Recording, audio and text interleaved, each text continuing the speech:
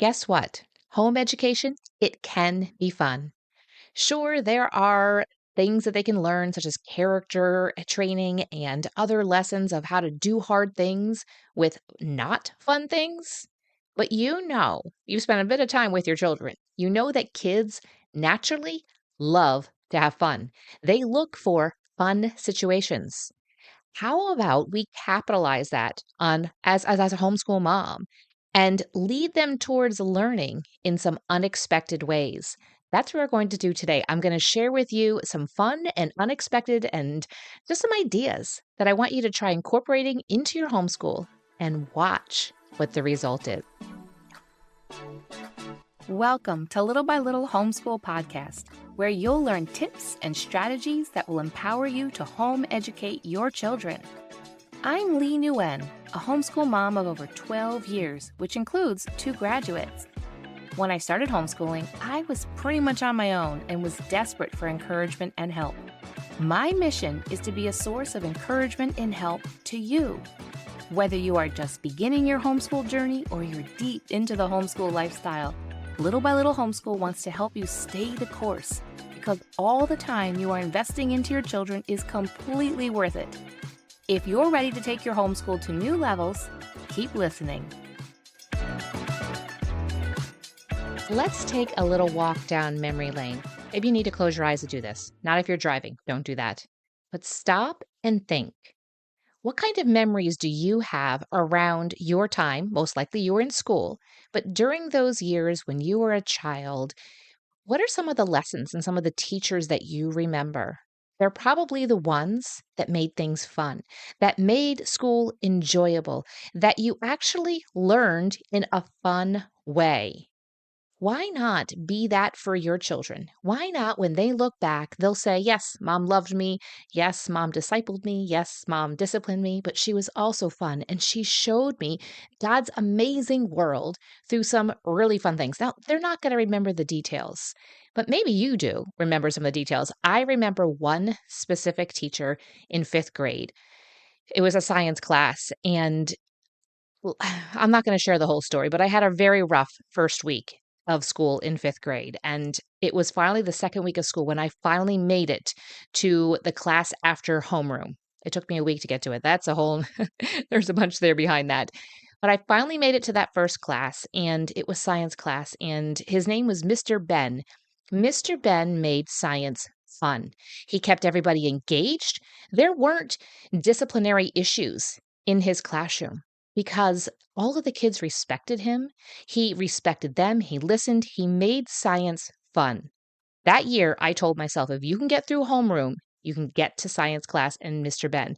Now, up until that point, I didn't enjoy science. Mr. Ben gave me a desire to want to enjoy science.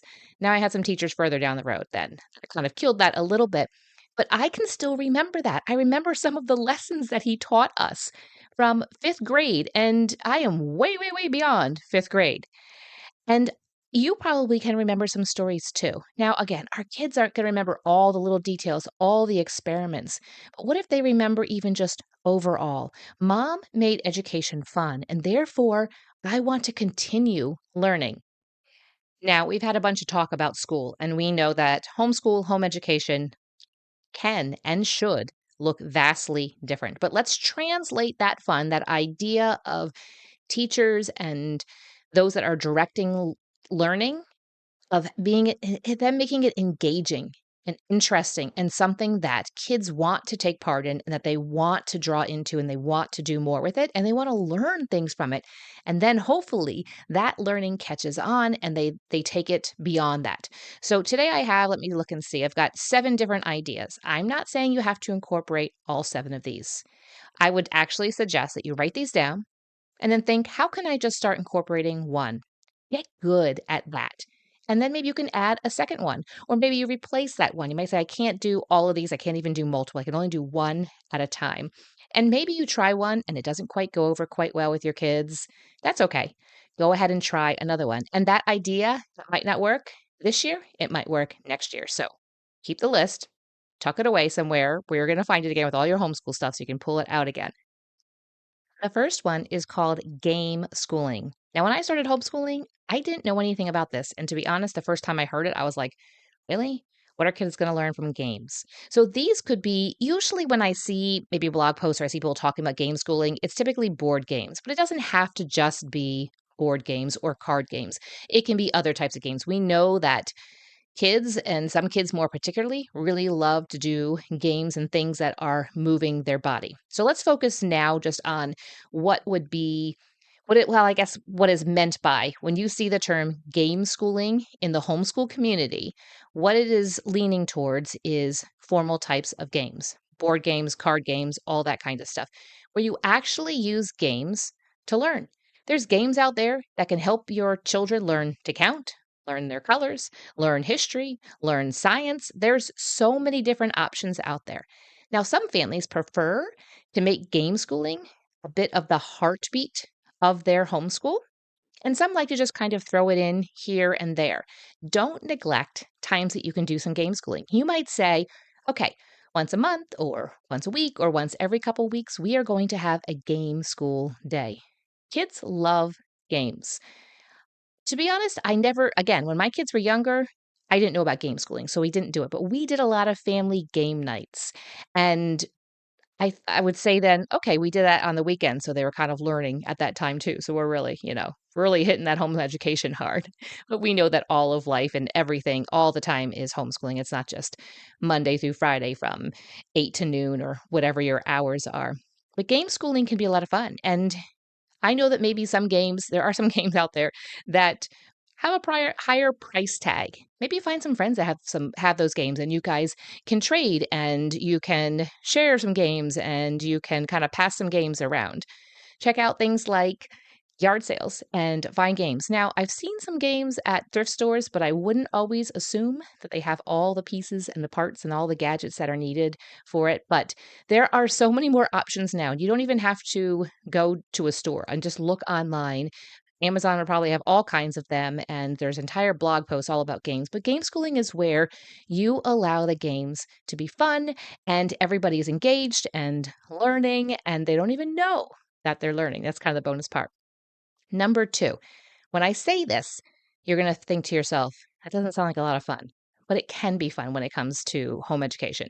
And that is using unit studies. This is when you would take a specific topic.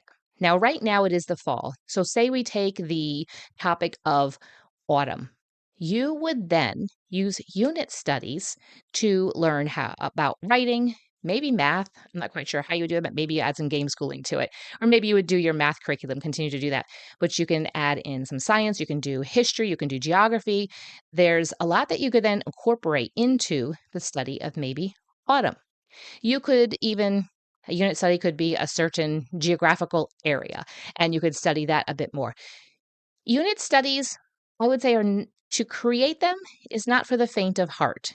Some can do this very well. Some homeschool moms can do this very well. If you can do that, then go for it. But I'm not saying that you have to come up with the unit study. Look online. There's a lot of free resources. There's some that you can pay for the unit study, but typically they don't cost that much because you then just basically get get all the information. It's typically maybe just a PDF download and you print it out and then maybe you create a folder and you create different ways of being able to store all of this information together. But you get to then really dive in deep to a certain topic. Instead of taking it just super shallow, you're going to look at it from all different angles. And so unit studies are sometimes a way that some families do the majority of their homeschool, but you don't have to do the majority if you don't want to. You can just throw this in here and there. Sometimes it's a really good option when you just need a break from your formal academics, from all the curriculum that you're using. It's a good way to maybe study a bit more like around the Christmas and the holidays. You want to take things a little bit lighter and you just do some unit studies. Or like I said, some families take unit studies, and that is the crux of pretty much what they do. And they'll just go from unit study to unit study. And allows a way for children to learn deeply about a certain topic instead of just taking it at a high level. You actually get to go deeper and you can study things like when it comes to the science, the animals or the trees and the plants and what's going on in the sky at that time, all kinds of things. So let's go on to number three. This one doesn't necessarily have a formal name. I'm going to call it lead and let loose. This is when you, was a homeschool mom, would introduce a topic and get together a bunch of resources. So let's say again, let's go to that topic of the autumn. Maybe you get a bunch of books from the library. Maybe you find some videos, all that have to do. You could even use this idea, the unit studies about the autumn. Or maybe it's a certain time period that you want to talk about. Maybe it is early American history, or it is the Renaissance, or medieval time period. Or it could be a certain geographical area, or you could just talk about geography in general. You could talk about different terrain, whatever it is. And you would then, in the morning, gather everybody together, have these resources, and present the idea and talk to them about it. Maybe read some books, maybe watch some videos, and then you let them loose to explore the rest of what you have. Maybe you have a child that is really into art, and you make sure that you have art supplies there. And they then, maybe they want to do watercolors, or they want to do some type of chalk or something. And they want to create a picture that has to do with, maybe let's go back to autumn. They want to draw some type of picture. They want to make some type of art project. Maybe you have a child who then, maybe say you are doing early American history, and they want to then study specific people during that time. You let them do that. So it's leading your children to a certain topic, diving into it together, and then letting them loose to see where they go with it. Maybe one of them will create a game about that certain time period. It's just watching how they're wired, how they want to interact with it. You might have a child that loves to write, and you introduce whatever the idea is, and then they want to write a short story about it. You might have another child in your own family who does not like to write anything, and they therefore are not going to write. They would rather draw a picture or do a painting. Or maybe you have another child who would rather, so say you're maybe doing, we'll say, the medieval time period. They then want to gather some supplies and they make a little mini catapult. So do you see how what interests your child will actually really come out? And this is a really great way for you to be able to study them and say, oh, okay, this is what they lean towards. This child leans towards writing a short story. This one wants to do art. This one wants to study specific historical characters. And this one wants to do some physics and try to create some things in engineering and that kind of stuff. The fourth idea is something that I came up with on my own, but I'm sure that I did not create this at all. It just came up out of necessity. And this was years before Pinterest and blogs, and or at least that I knew of those things, or at least didn't have access to it. And I call it Question Day. Your children probably have a million questions, possibly a million questions, each of them every single day. They want to know, why is this happening? Why is this like this? How come this? And they have all kinds of questions for you. You'll be in the middle of making dinner and they come up and ask a question about something and you want to answer.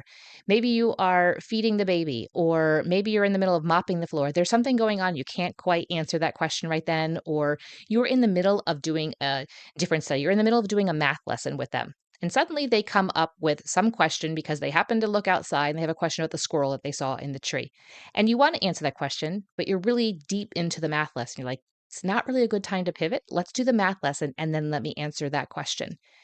What you would do is compile those questions. Now, if you have children that can write, they can write out the question. This works really well. Or if you have at least one child who could write out the questions for other kids, that works too. What I had for a while was on my refrigerator with just a piece of paper there, and my kids could grab a pen and then they could write down their question, or I could go over and write down the question before I would forget. Because I know that you want to answer their questions, and you say, hold on, I can't do that right now. I've got something boiling on the stove. But you don't want to forget. So when you have a moment and it's safe and you can step away from the stove, write the question down. Then choose a day to answer all the questions. And that's what you do for homeschool. My kids loved these days. Now, for me, it felt a little bit scattered and all over the place. And this doesn't mean that you don't answer the questions. If they ask you a question and you have the knowledge, you have that information that you can give them right then, or if you have the time to actually look it up or get a book out or watch a video or whatever it is, go ahead and do that. But there's a lot of times where they have questions and you just can't get to it. So this would be those types of questions. Gather those all together, and then that day, you just answer their questions. Maybe you take a look at those questions beforehand. Say you do this maybe every couple of weeks and you take a look at those questions and you gather some material. You get some books from the library or you gather together some things from your home or some of the questions you say, well, it'd be best if we answered this by actually doing it. It's maybe a science question. And if you actually did maybe an experiment, you'd be able to find out the answer. So maybe it's something like, Mom, if I had this or this in water, like a sink or float, which one would sink? Well, maybe you don't have time right then to do it. It's just maybe you're on your way home from a late evening and they ask that question. You write it down.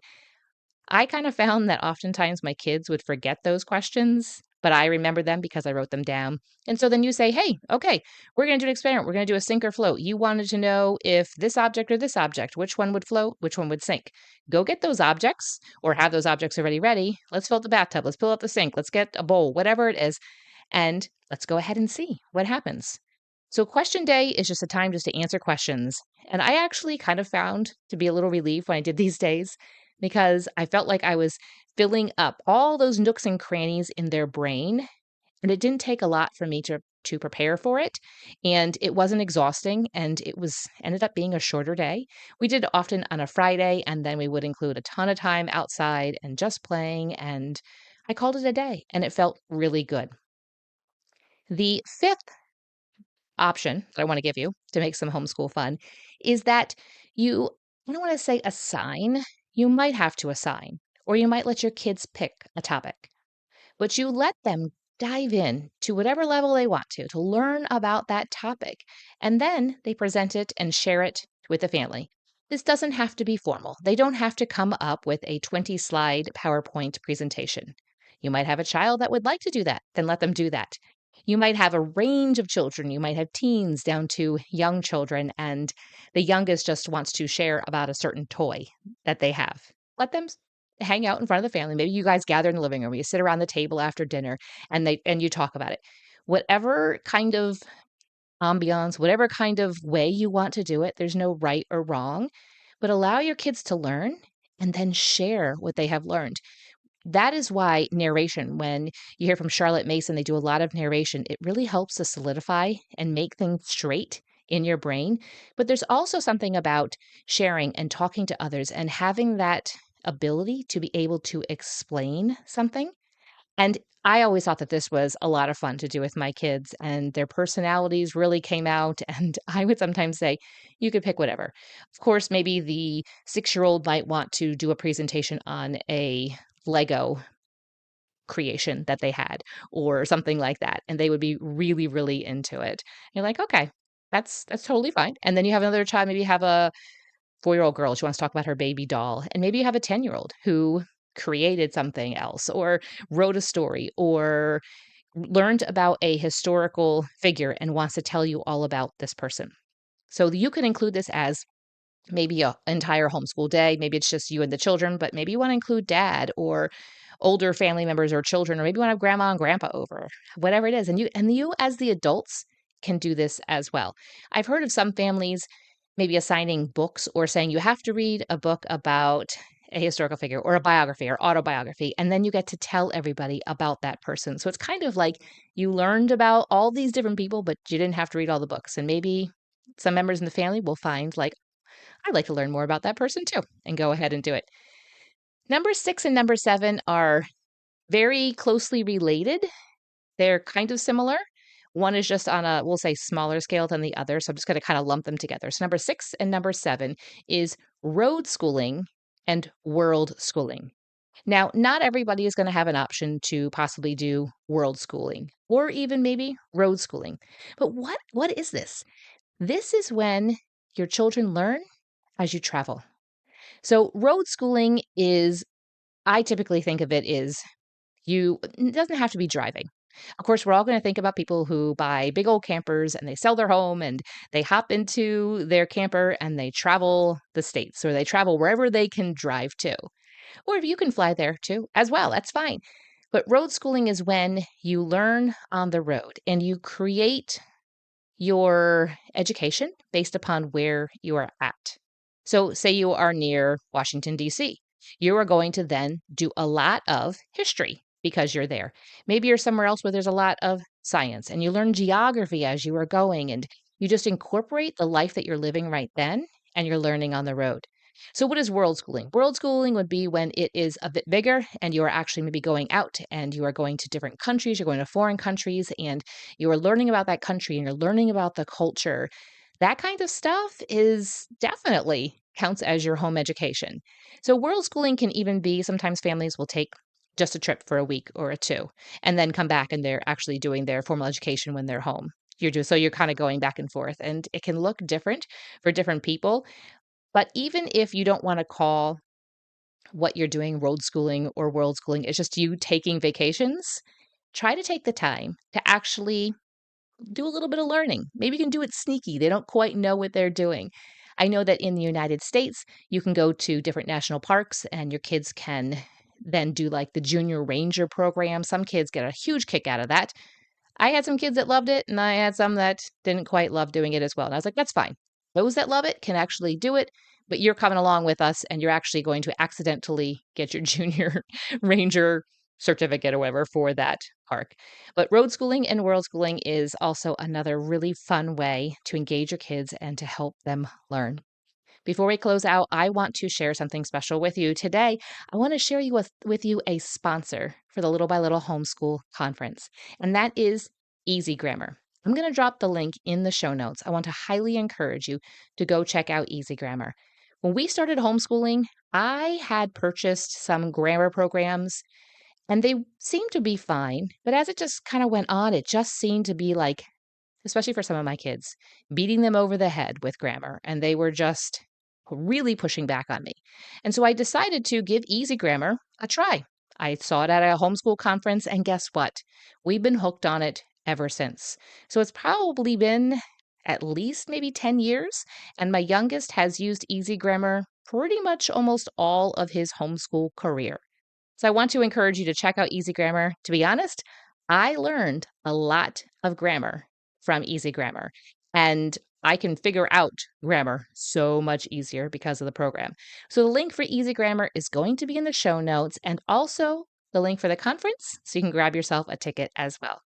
Thanks for listening to today's episode, and I want to encourage you to try including some of these fun ideas into your homeschool today. Thank you for listening, friend. I'd love to connect with you more. You can find social media links in the show notes and share this episode with a friend who could use a boost to her homeschool. See you back here real soon.